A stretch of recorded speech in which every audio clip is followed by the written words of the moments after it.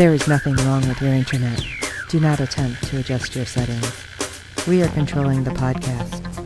We control the squealing and the screams. We can make your heart flutter, your eyes blur from tears, or sharpen your mind to crystal clarity.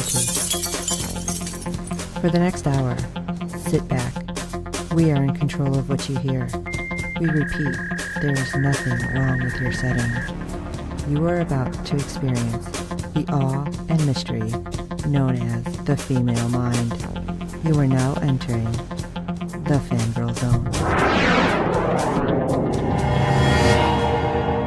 Welcome to Sci-Fi Talk on the Fangirl Zone, a podcast where we discuss shows on the Sci-Fi Channel. I'm Steve. And I'm Sean, Fangirl S, and tonight we'll be discussing episode 4 of season 1 of Ghost Wars. Alright, Steve is really really for all these shows because he's like, season 1. I'm like, I'm a lot more skeptical for most shows just because a lot of my shows don't make it to another season. Yeah. Yes, we both had a few of those in our recent past now, haven't we? And surprisingly, Sleepy Hollow made it through several, so. Yes. You never know. Although these are really good. I'm really liking this. I don't know how this new show that's coming soon, Happy, is going to make it, but, we'll see.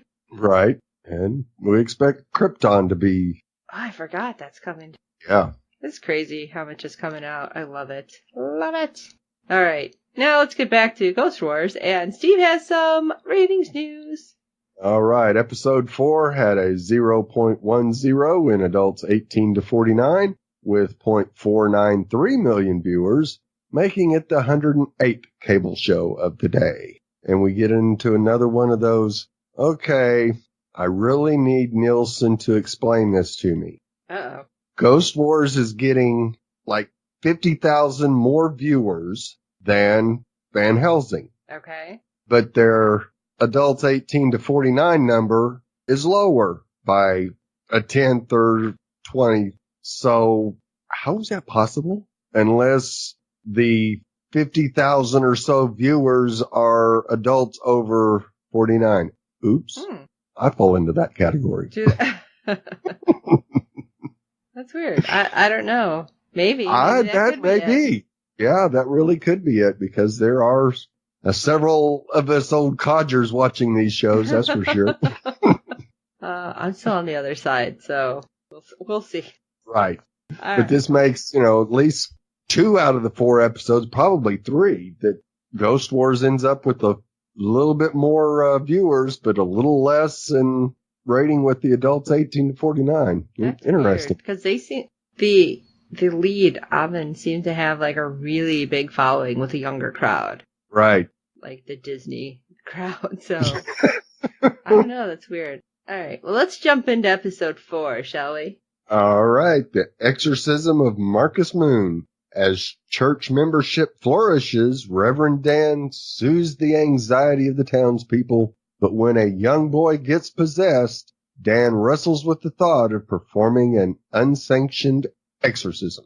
Oh, jeez. This doesn't we went to good. We went to a whole new level of creepy with this episode. We did. And what have I said before? Kids in horror films, or in this case, a horror-esque TV show. Always weird, and it was. Yes, and what have we said about allowing Marcus to play in the morgue? Yeah. Every time we see him in there, we're yelling at Sophia to get that kid out of there. But even weirder because he managed to put 2 corpses on the ground. Right. It's like, what is happening? Oh God, I can't even get past this. Apparently he's playing the angel that banished Adam and Eve from the garden. Yeah. Because he's like, oh, I'm just banishing him from the Garden of Eden. What's for breakfast? It's like, what? Yeah. And then it gets even creepier because later that night, Sophia finds him hanging from the neck. Yeah, he's, I'm joking around going, okay, is this some new, child rebellion? You're going to be choking and above the floor by 3 feet or something? What's happening here? But, he, again, down in the morgue. So what the hell does that mean? Right. So it was weird. And through the episode, like, people would see him. Well, when we seen Roman seeing him, all of a sudden his face kind of changed. Right. Yeah. So I'm like, all right, this is definitely not something that's cool and normal. No, I don't believe every child in Portmore has had this type of experience growing up. Right. But I'm not 100% sure of that. No, that's true, because who was it? The girls, the mayor's girls. Right. Seem to be totally cool with weirdness when Marcus is over there to see the doc. It's like, you're totally normal with this. Like, nothing. I didn't understand. I just didn't. Yeah, apparently the two girls were debating the existence of a person or thing called the Whistling Man. And when Marcus goes in to see them, he basically jumps right in the discussion and tells them that he's seen this person and gives them the whole story that the town had kicked him out because he was supposed to get rid of rats or something and he didn't get paid. So he's getting their revenge on them by luring kids into the fog and they're never seen again. It was very much Pied Piper-ish. Yes, very. He would also change the kids he took into a rat. Right. So there was a little different, but I'm like, this is weird. Yes, and how the daughters seem to know about this. So they're doing stuff that their parents know nothing about. I would think so, that they don't know anything about it. Or they would be seriously in the middle of this and making sure that everything is cool because they sure seem to be the next target, I'm afraid. That's what I was thinking. And of course, I'm like, great, we're going to start losing kids. Now I'm going to be messed up. Yeah. I'm never cool with them killing off kids because kids and pets, it's like, I feel like there's that line, but having the creepy kid in it makes it worse. So I'm like, right. I don't know. So at church the next day. Oh, God, it gets worse. Yeah, he calls out Father Dan for lying about good, evil, God, and no God. Yes. Yeah. Just that weird, creepy laugh, too, that he had. Right, yes. Like, what is happening? Make it stop. Yeah, and Sophie tries to get him out of there and is apologizing. And then he bends over and tosses cookies. And I was expecting something besides green coming out. Waiting for the head to start spinning. Yeah. Yeah, exactly.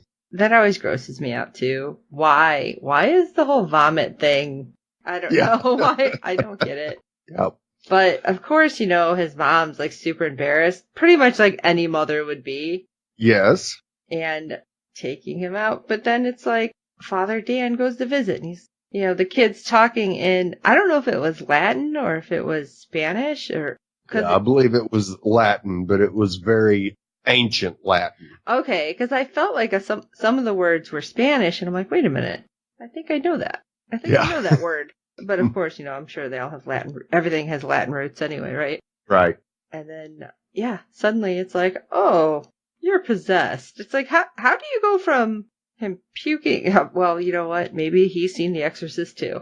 Right. Let me stop myself right there. Maybe he's... Right, because Father Dan talks to the doctor about it without basically saying that he's possessed, but trying to get maybe some kind of confirmation from her. Oh, like if she's seen something weird? Right, or how would she explain this change in behavior?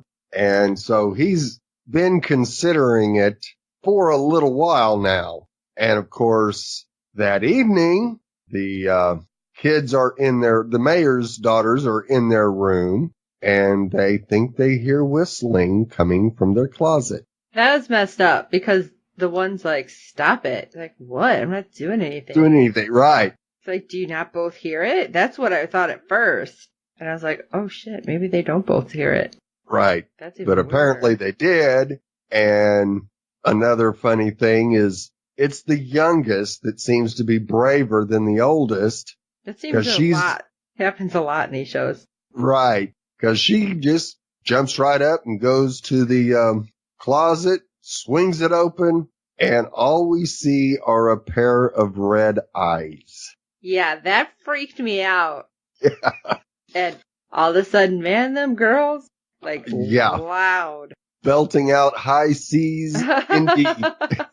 And the moms come running in, and she's like, what? Hello, all the shit going down in the town, and you have the nerve to be like, what? What's wrong? Yeah, what's going on? Yeah, come on, Val.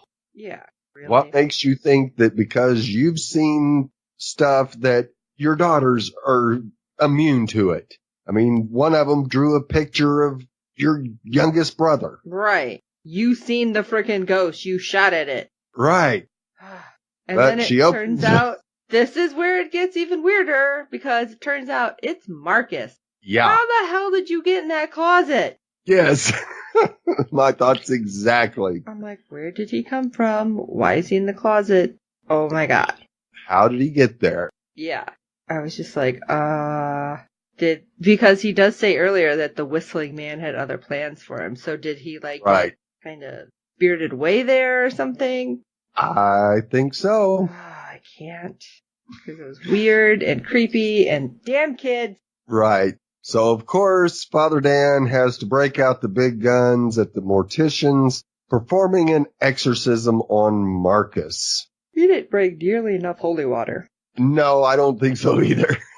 Yeah, his big guns were kind of, what are they called? Pop guns? Right. And like, I'm sorry, I need a super soaker. Yeah. Yeah, all I kept thinking is I need an old priest and a young priest. Yeah. Like, the power of Christ compels you. And Marcus is like, does it though? Does it? Yeah. Yeah, it was weird because he's like, no, I got this. And he seemed really reluctant because when he was down looking for the books, right. You know, all of a sudden he kind of hears something and feels something. And he's looking around like, these things are dusty as hell, which is a good thing. Yes. That you're not busting it out and like, oh, you're possessed. If you're like, no, I just have a cold. No, you're possessed. But like he's running through this thing, and it seemed like the quickest exorcism ever. Yes, absolutely. But you have to give the boy playing Marcus all the kudos. Chance is his first name. Yeah. He was absolutely fantastic because, of course, as the exorcism is going on, you see his face. Oh, that was so weird. Change and, oh, yeah. Awesome work, special effects, and also Chance did a great job of just making it that much more creepier for a 10-year-old. Awesome job. Yes. And then, like, when they're done with the exorcism, and, you know, he's like, I had a bad dream. And he kind of goes to roll over. A lot of people were tweeting, they're like, no, evil spirits are smart. Don't give it up. Don't believe it. Right. But I kept seeing, I'm like, his arm looked weird. His arm looked like it was, like, covered in hair. Right. And I'm like, is that a thing? Or is it just a shadow? I didn't know what it was supposed to be. Kind of like an old hairy guy, is what I kept thinking.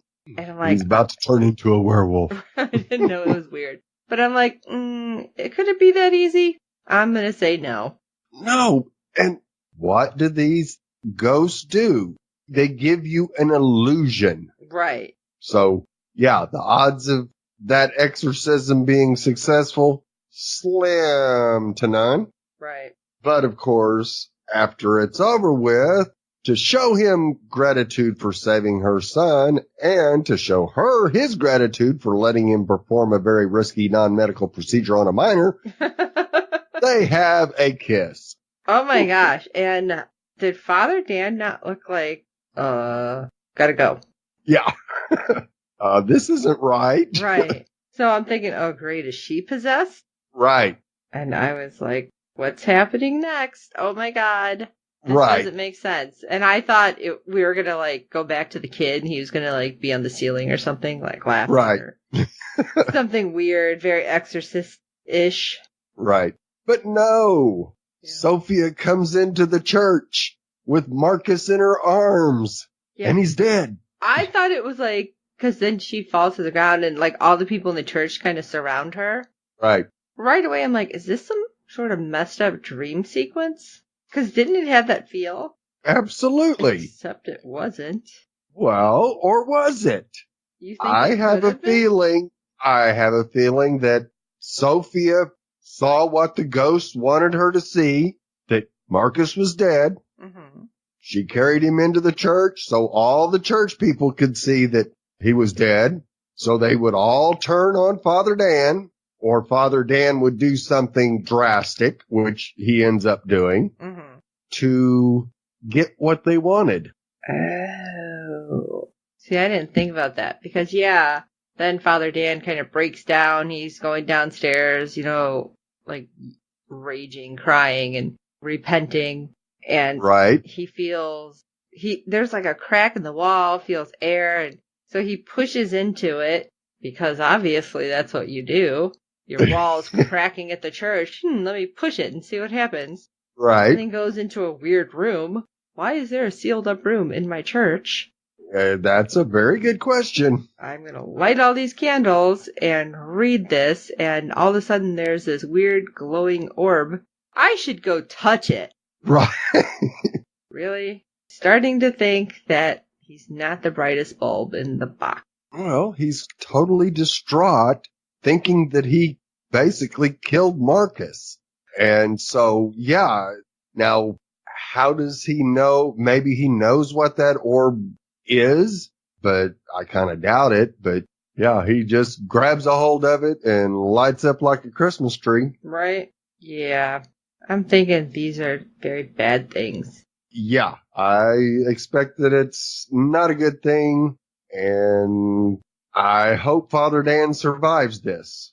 I'm not 100% sure. Do you think He it was will. supposed to originally be an oubliette that he went into? Like, It could be. you're supposed to forget what's in the oubliette. Yes. And I'm thinking it was probably bad things. Yep, I think so too. Of course, earlier in the episode, we have a town meeting as the town is growing restless and the mayor is having a tough time keeping them from utter anarchy, like we saw in Superstition.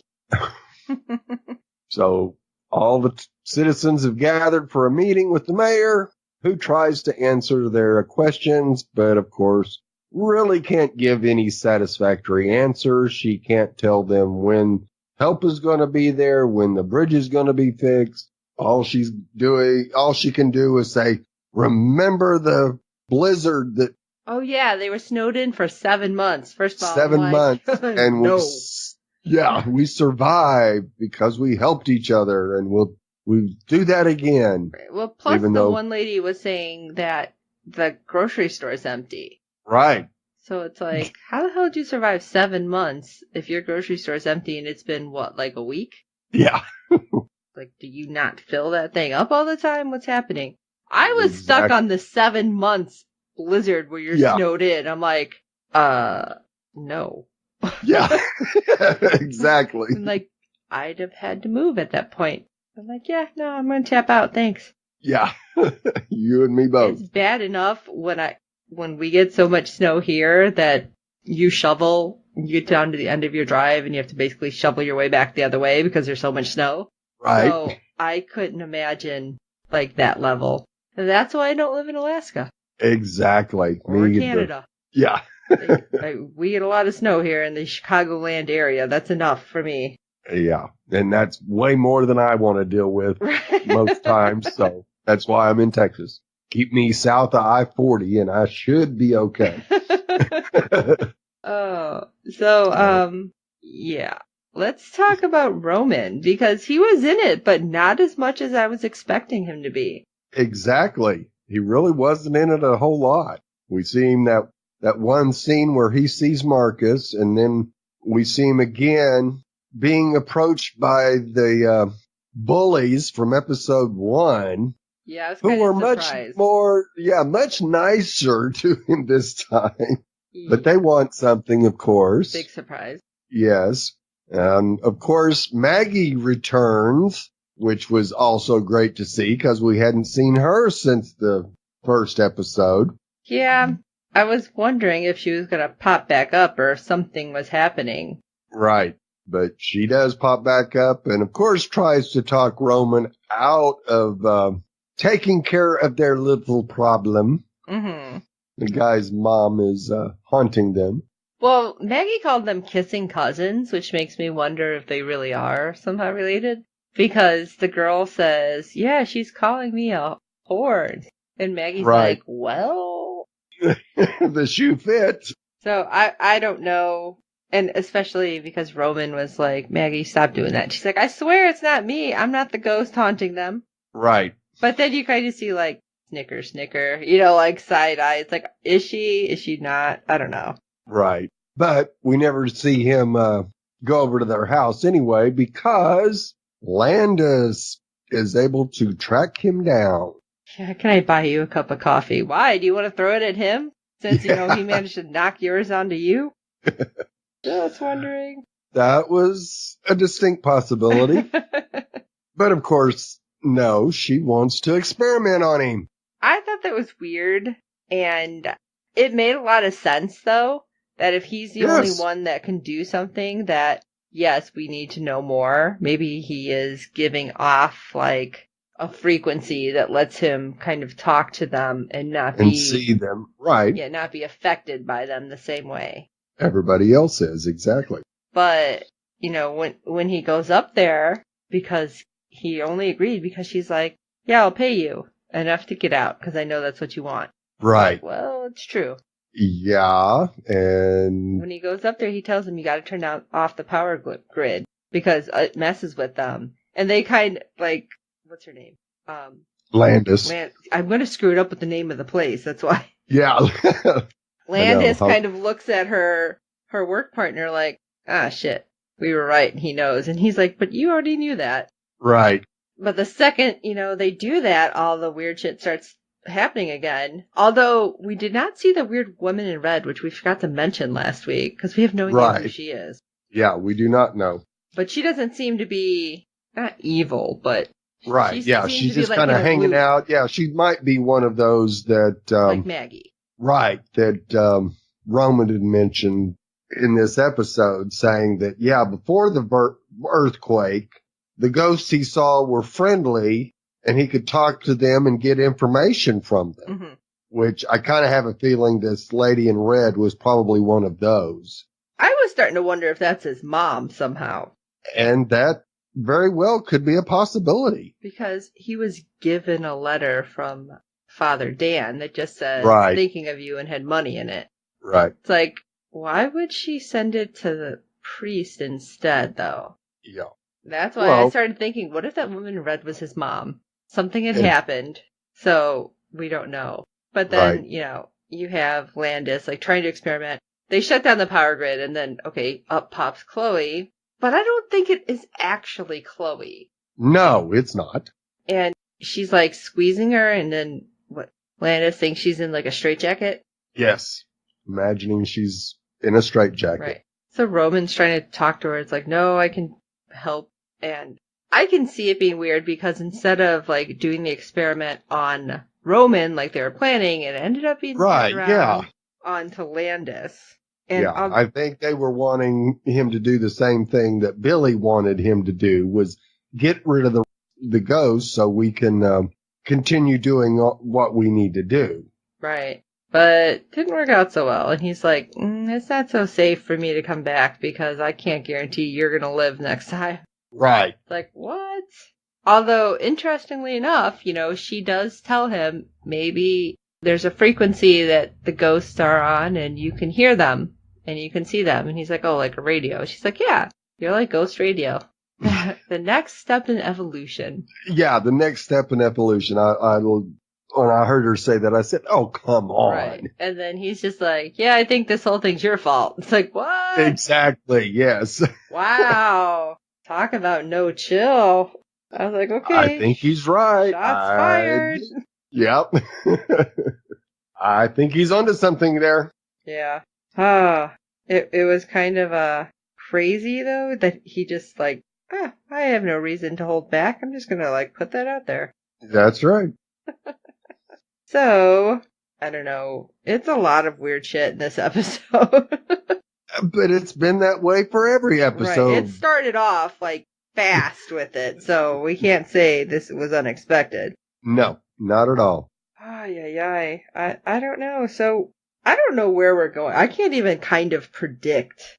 Like most shows you can be like, all right, yeah, I think this is gonna happen and this might, but this show I have nothing. Yeah. Although I do want to say, going back to that town meeting really quick. Right. You have the one guy talking about how Meatloaf knew how they should have dealt with Roman. And another guy, another townie comes up and he's like, you know, he tried to kill you? And he's like, yeah. He's like, no, that was too far. That was uncalled for. You don't do that. He's like, beat the crap out of you. Yeah. It's like, what? Listen, dude, this is the only guy that might be able to save all of your dumbasses. And I mean, I guess it's good. You're like, no, that was too far. You should have never tried to do that. Okay, great. Maybe you should have stopped talking there. Right. Instead of the, no. We just beat the crap out of you, because that's all right, but not kill you. Okay, then. Well, since I have no idea where we might be going, and I don't think you have any idea, what do you guys out there think?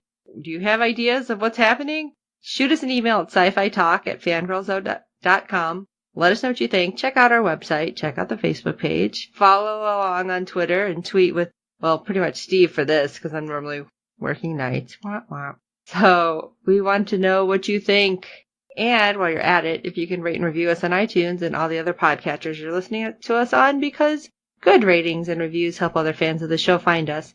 Please tell your friends about the show, about our podcast, about everything. Because this is so weird. I can't get past it.